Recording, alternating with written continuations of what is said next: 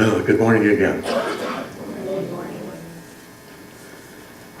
Well, this wonderful technology that we have today can be misused sometimes, and sometimes unintentionally, and there can be serious consequences.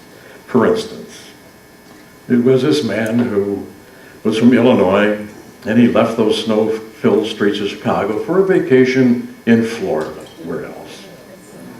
His wife was on a business trip and was planning to meet him there the next day, and when he reached his hotel, he decided, well, he'll send his wife a little note on the internet through the email, but he couldn't find the scrap of paper that his wife's email address was on, but he thought he remembered it, so he sent it, and he did his best from memory, but unfortunately he missed one letter in the email address, and it was directed instead to a very elderly lady who was a preacher's wife. And her husband had just passed away a couple days before. And when the grieving widow checked her email, she took one look at the monitor, let out a piercing scream, fell to the floor in a dead faint, and all her family rushed in the room, and here they see this note on the screen. Dearest wife, just got checked in. Everything prepared for your arrival tomorrow. P.S. It is sure hot down here.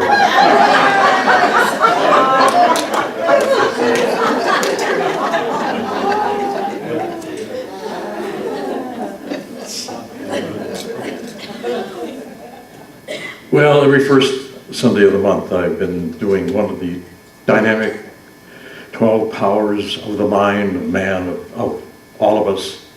And I started off with faith in January, and then strength and wisdom. And today, that power is called love.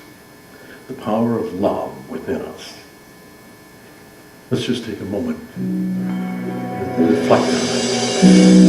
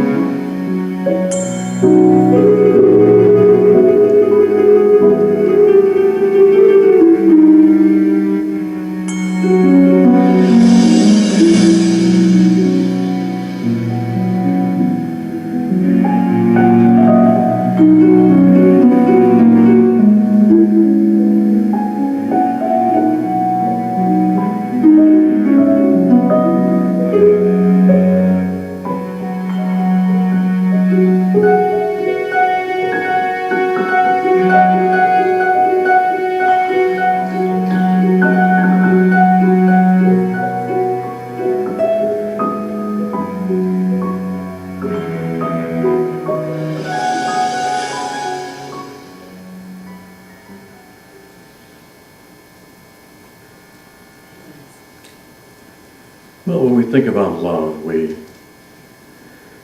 little more hard to comprehend than some of the other 12 powers.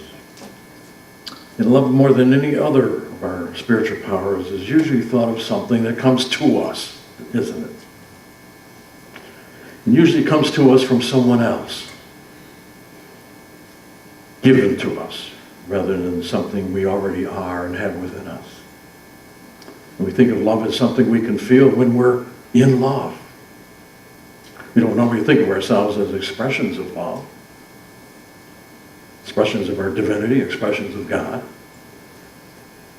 So what do? We go looking for love in all the wrong places. And yet, our very lives are shaped by the way that we make use of our love facility, our love faculty that we have within us, as well as the other 11 dynamic powers that we have within. And love is not just an emotional state, something that, you fall in and out of. Love is not something that comes to us from others, those who might fall in love with us. Love is not something I get or that I earn. We played that game when we were kids, if you remember. If I'm good and I get, I show some love, maybe I'll get that candy bar. And love is not something that we're going to get from some people. Not even from God. Not even from God. The fact is, we are already created in and are love. We are love. It's a spiritual power that's a constant part of our being.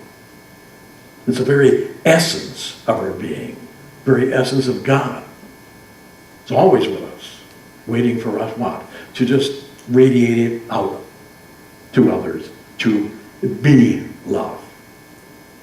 And what's really significant, however, is that my capacity to love is directly dependent upon how much I love myself.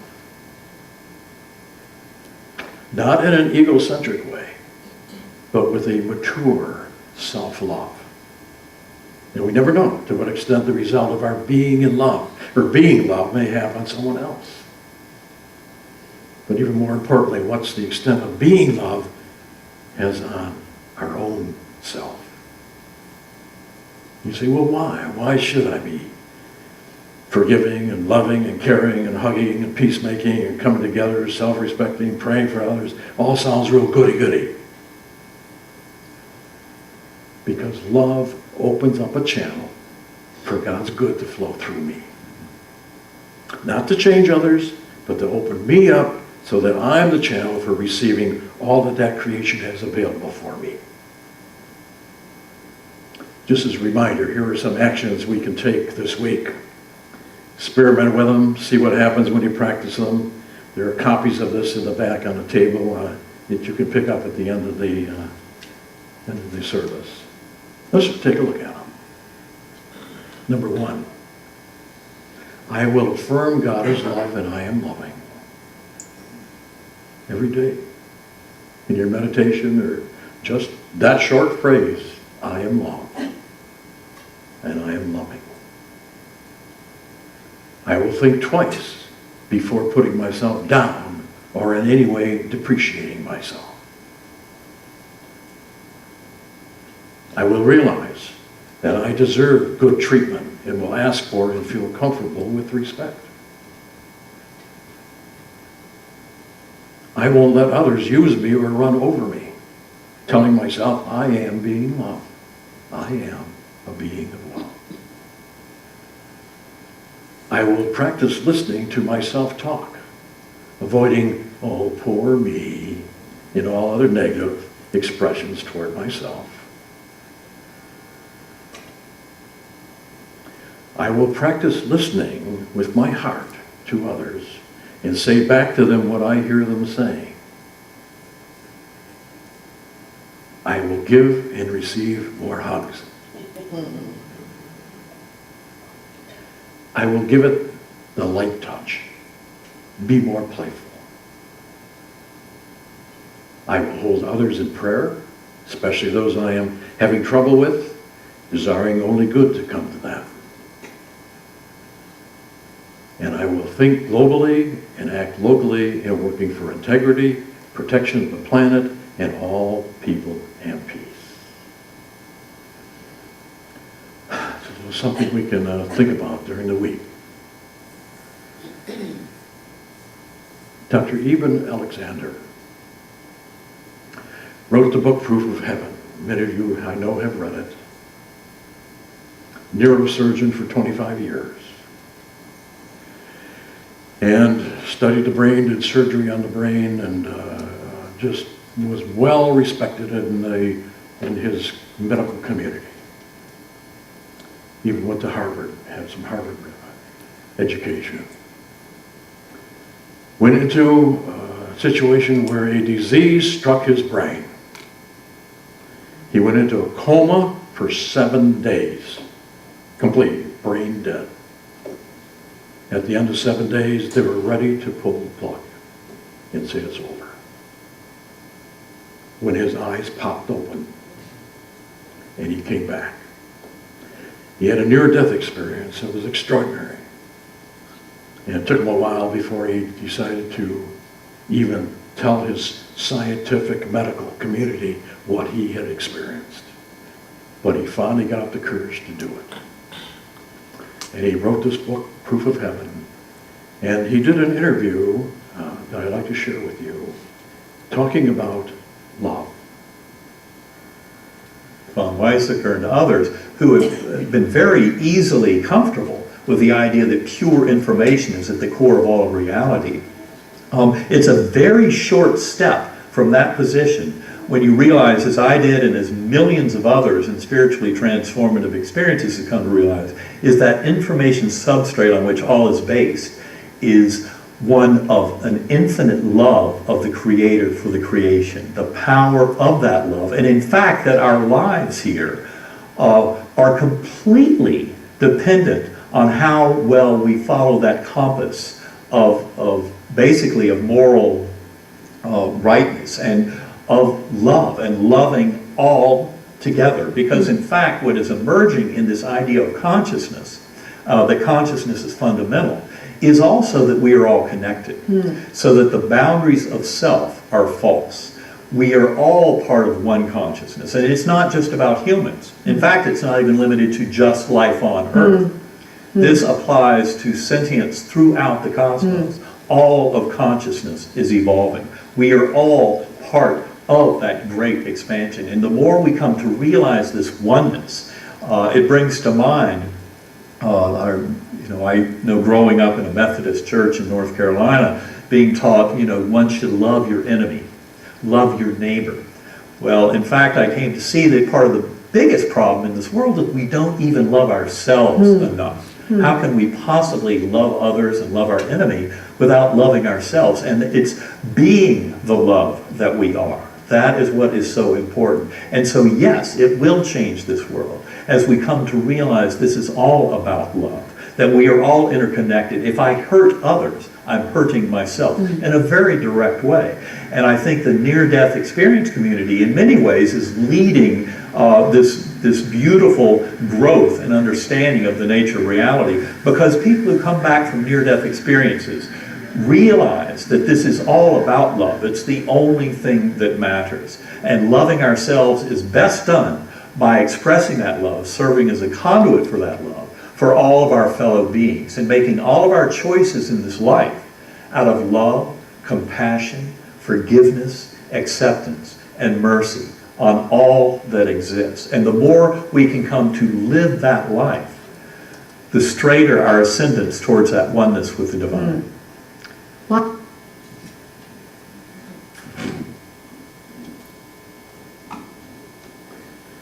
What more can I say about love? Other than we are love. I am love. You are love. At the beginning of the service, I gave this little red heart to pass around, and I instructed each of you to just hold it for maybe 30 seconds or so. Didn't get around to everyone? No. Okay, keep it going. I want to share with you a little ritual that can be used with families, groups, or maybe just one person. It's great for support, recovery groups. Therapists have used it in group therapy. Minister support, the group that I go to every couple of months, we use it before every business meeting. Why? Because what it does, it fosters honest communication between people. It can be a key to healthier relationships. But so often, what do? We stuff the feelings, don't we, deep down inside of us. A lot of reasons. Sometimes because we don't want to appear aggressive or condescending or don't want to hurt the other person's feelings. And so what happens, those hidden feelings then churn up constantly inside of us until they get to a boiling point and perhaps they explode, sometimes very violent. Of course, on the other side of the coin, a lot of time we just don't listen carefully enough, especially to those that are close to us, when they are expressing perhaps their feelings. And something that always ends up in resentment, doesn't it? In order to have good communications, it has to be two-way. Speaking, listening, openly, honestly. That's why this little heart ritual was developed, to encourage a better two-way communication.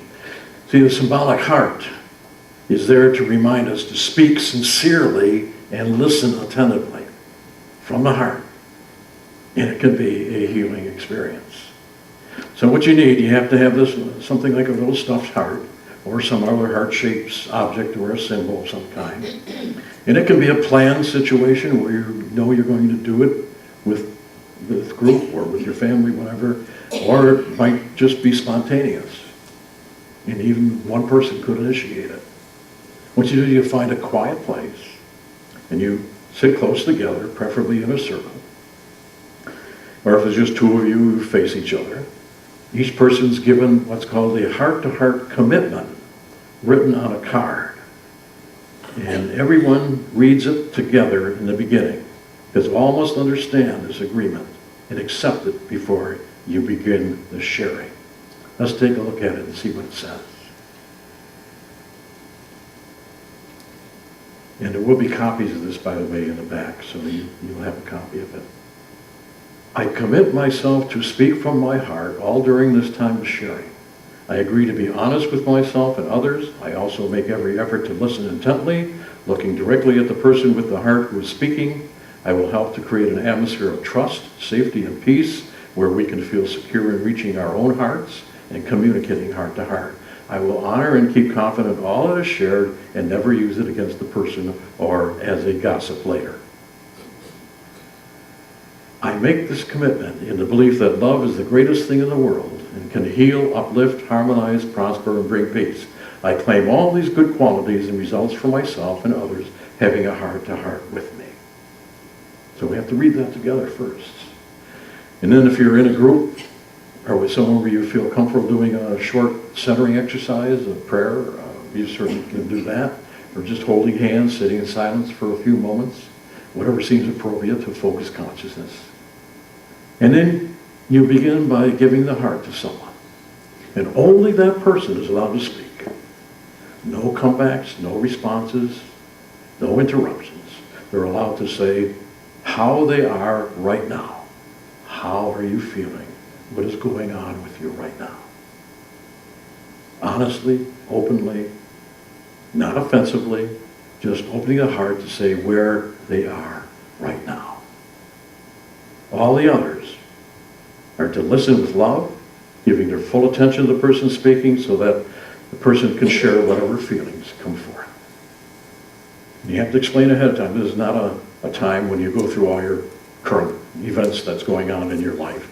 It's how are you right now? What is it? What is it going on inside you? And again, no responses from anything else. You let the person say whatever they want to say. And when they're finished, the heart is passed to the next person. Again, no responses. This is not about judgment, about analyzing what is said. It's just treated as honest expression with undivided attention. And someone at that point might burst into tears and having a great, what you want to do then is grab the person and hold their hand and put your arms around them, but no, you don't do that. You allow the feelings just to come forth.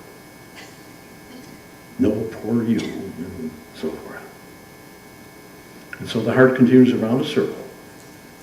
And then it's concluded. Maybe at that time you might hug one another and so forth. This can work with families. We normally just don't stop long enough to know what our children are feeling.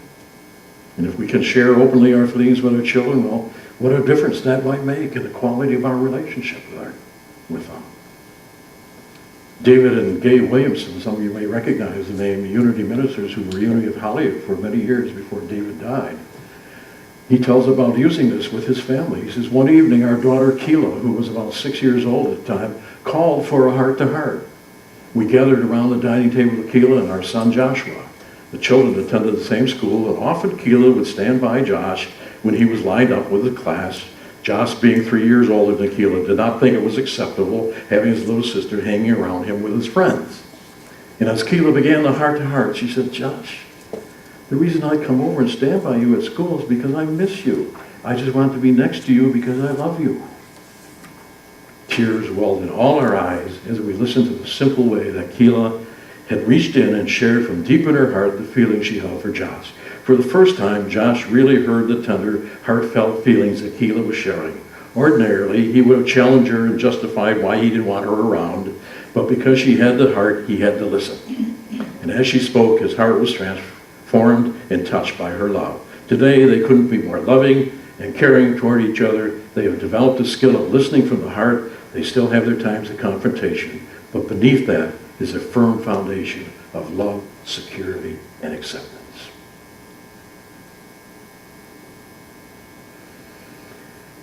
Edwin Markman wrote a simple little poem that so expresses what this spiritual power of love is all about.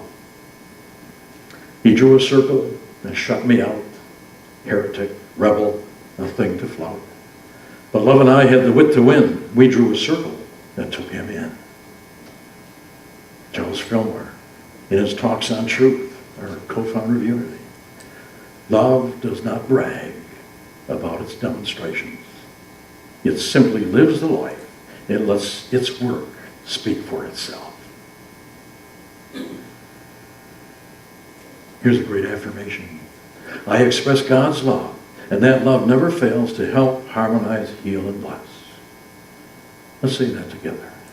I express God's love, and that love never fails to help, harmonize, heal, and bless. One more time. I express God's love, and that love never fails to help, harmonize, heal, and bless. And so it is. Amen.